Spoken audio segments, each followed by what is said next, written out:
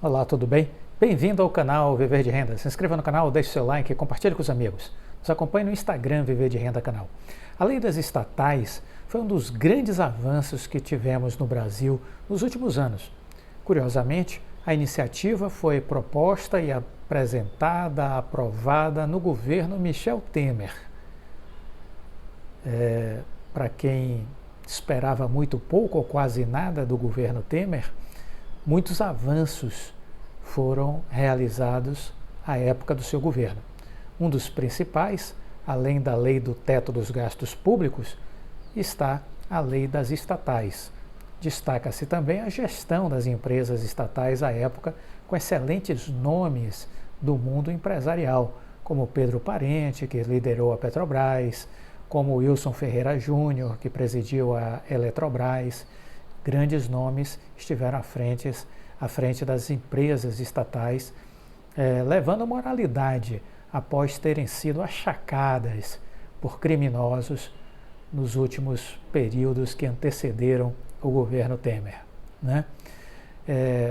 O que causa surpresa, mais ou menos, né?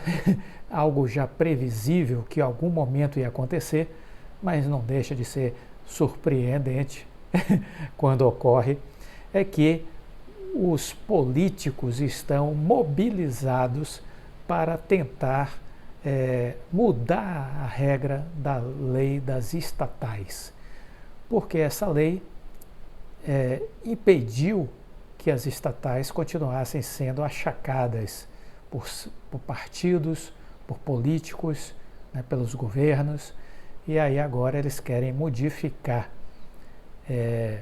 Eles acham que a lei das estatais trabalha contra os meninos, né? Os meninos não podem ser nomeados de qualquer jeito, de qualquer forma, para as diretorias, superintendência das estatais, e aí dificulta, né? Dificulta o petrolão, dificulta o mensalão. Olha aqui, que horror as estatais moralizadas, não é verdade? Isso é um negócio que deve estar incomodando em muito os nossos queridos políticos, de norte a sul, leste a oeste. Uma das principais mudanças trazidas pela lei das estatais diz respeito às regras para a nomeação de presidentes, diretores, conselheiros. Naquele momento, vamos lembrar, em 2016, em junho, quando ela foi sancionada, a Petrobras estava mergulhada na crise da Operação Lava Jato, tinha sido roubada até dizer chega, né? Havia um sentimento na sociedade de que era preciso afastar a nomeação de políticos das empresas e trazer mais transparências, e assim era preciso que pessoas técnicas, qualificadas, pudessem apenas elas ocuparem os cargos das estatais. O objetivo era profissionalizar a gestão, a administração dessas empresas, afastando delas os interesses partidários, os interesses políticos, afastando os corruptos, os bandidos, né? Afastando os criminosos. Essa era a ideia, e a sociedade legitimava isso. A lei diminuiu o poder do governo de pressionar e interferir nas decisões dessas empresas. O ex-presidente Lula já se disse absolutamente contra a lei das estatais, óbvio. E o surpreendente é que o presidente Bolsonaro agora também se une ao presidente Lula em coro contra a lei das estatais. Pelo menos é isso que tem feito os seus aliados. E se são aliados, em tese o presidente está legitimando a conduta dos aliados. Na verdade, é a lógica básica de raciocínio. A lei das estatais, ela não se limita ao governo federal, ela também estabeleceu uma norma jurídica para a empresa pública em geral. Isso significa os âmbitos dos estados, do Distrito Federal e dos municípios. Um dos pontos centrais da lei prevê requisitos mínimos para a composição, por exemplo, do Conselho de Administração e da diretoria das estatais. São exigidas 4 condições para os administradores das estatais: reputação ilibada. Reputação ilibada, só aí você já tira todos os políticos praticamente. Um notório conhecimento, outro fator também que já elimina os políticos de na largada, né? Notório conhecimento em gestão empresarial, na empresa específica, né? No setor elétrico, no setor de petróleo. Formação acadêmica compatível com o cargo para o qual foi indicado. Experiência profissional mínima. Critérios muito bem concebidos pela equipe do Temer, liderado pelo Henrique Meirelles, que esteve aí envolvido com essa transformação. São exigidos, por exemplo, 4 anos de atuação como profissional liberal na área da estatal para alcançar a experiência profissional mínima exigida. A legislação determina ainda algumas proibições para vagas no conselho ou na diretoria das estatais. Para esses cargos não podem ser indicados, por exemplo, ministros de Estado, secretários estaduais ou municipais, dirigentes partidários ou sindicais, nem seus parentes consanguíneos ou afins até o 3º grau. Uma moralização absoluta num país onde a imoralidade muitas vezes é a regra. Então veja o quanto isso deve estar dando coceira na turma da política. Porque veja, essa lei das estatais, o Temer passou feito um trator por cima deles, eles não tiveram condições de reagir, porque à época a Lava Jato estava nos holofotes, as denúncias do Petrolão nos holofotes, e se alguém abrisse a boca para ir contra isso, perderia a eleição com certeza, que a sociedade estava totalmente a favor dessa limpeza, dessa asepsia, de tirar os ratos das estatais. Mas os ratos estão em frenesi agora querendo voltar, né? E os apoiadores aí do governo, o Centrão, gente de diversos partidos, mobilizados para derrubar, alterar a lei das estatais para que as porteiras sejam abertas novamente e a turma possa voltar a se locupletar dentro das estatais. E isso está unindo situação e oposição, porque o PT também é parte interessado nessa transformação, nessa mudança da lei das estatais.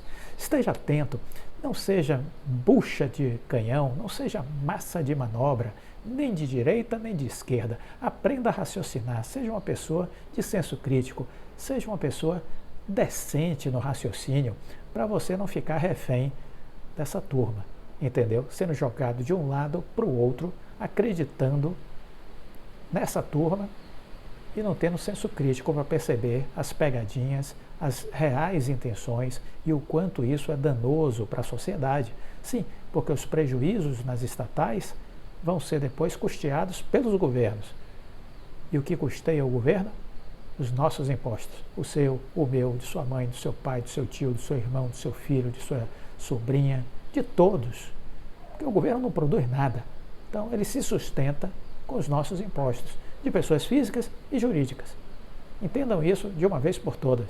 Então, se a estatal é deficitária, o governo põe dinheiro lá.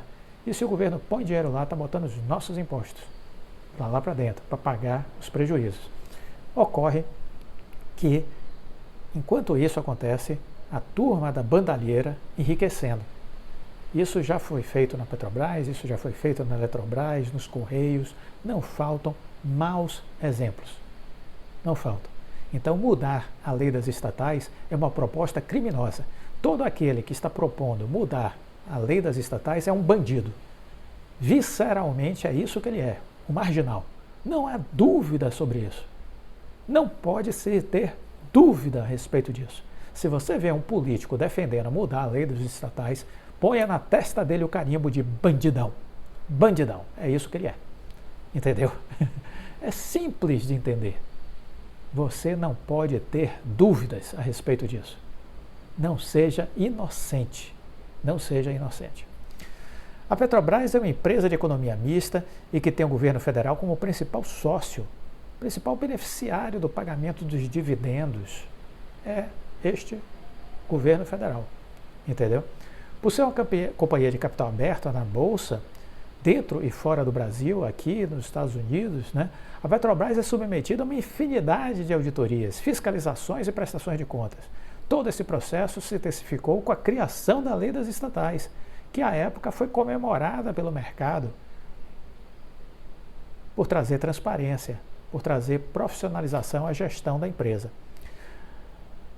O governo já deixou claro que tem intenção de mexer na política de preços da Petrobras, mas as regras hoje de gerenciamento e administração da empresa não permitem que isso seja feito com uma canetada.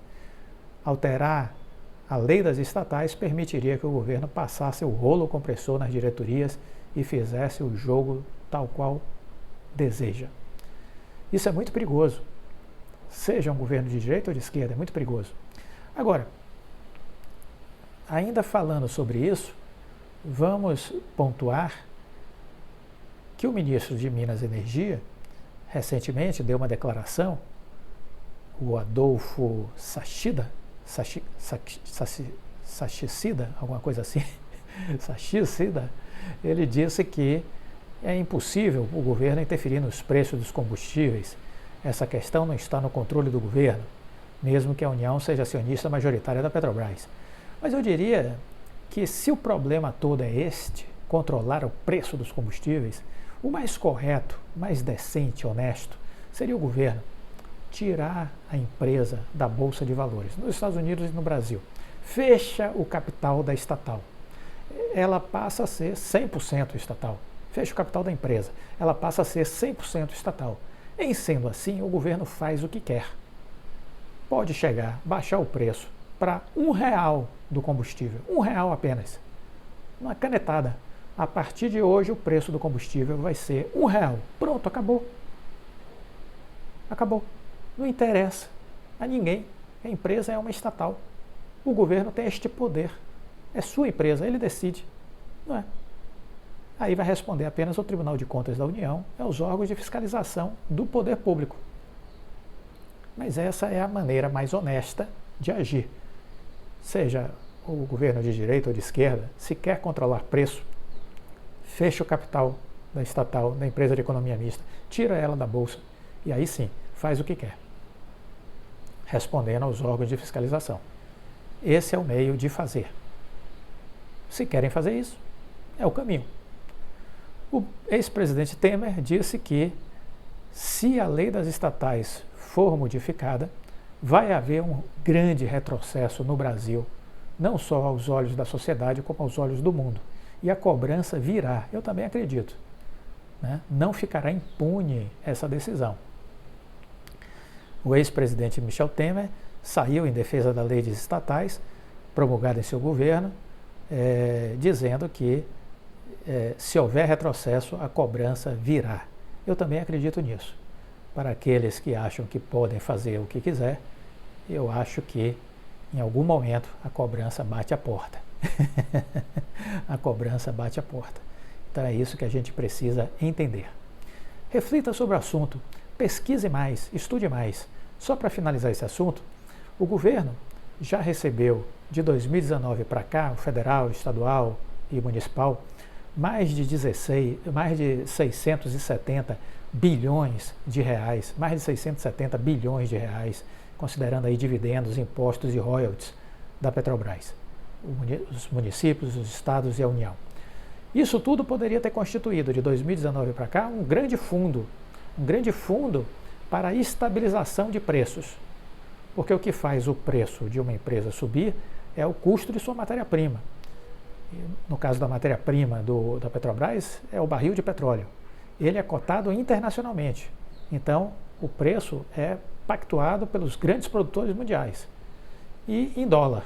Então, se o dólar sobe, aumenta ainda mais o preço do petróleo, do barril de petróleo. Então, essa é a regra do jogo internacional. Essa é a regra do jogo internacional, em qualquer país do mundo.